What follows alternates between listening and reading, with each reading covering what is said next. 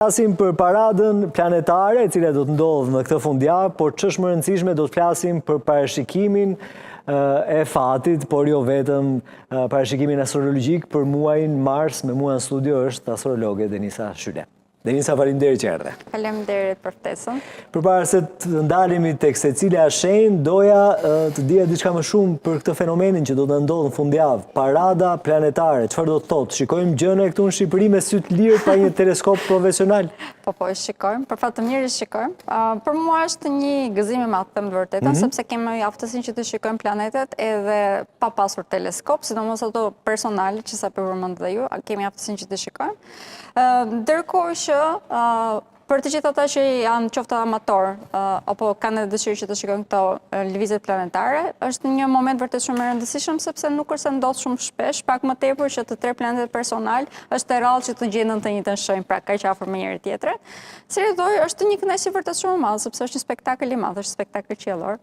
Kështu që do t'i këshilloj të gjithëve që të paktën disa sekonda të mund ta shohin këtë si gjë. Të pozicionohen edhe aty ku duhet momentin e duhur, apo jo? Po, patjetër.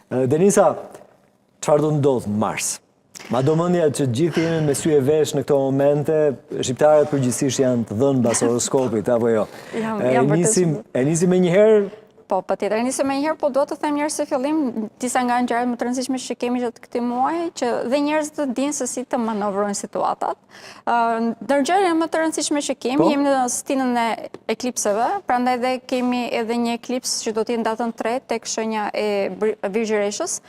Është një eklips hënë dhe eklipsi hënës do të thënë fillimi i fundit, prandaj dhe mund të kemi fillimin e mbarimit të disa problemeve që kemi pasur ne brenda vetes tonë dhe marrëdhënies që kemi me njëri tjetrin.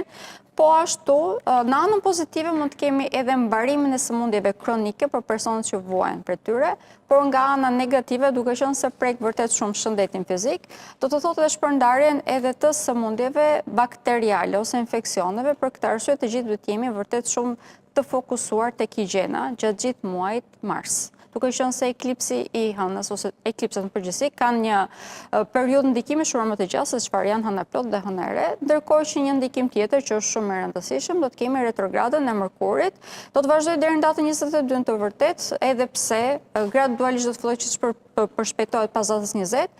Por deri në datën 22 do të ndihmë në mënyrë të dukshme, prandaj deri në atë datë do të këshilloj të gjithëve që të jemi shumë të kujdesshëm. Pika që duhet jemi të kujdesshëm është një, nuk duhet bëjmë kontrata, mundësisht të mundohemi që të mos blejmë elektronike, pajisje elektronike në këto momente, duke qenë se prishem më shpejt.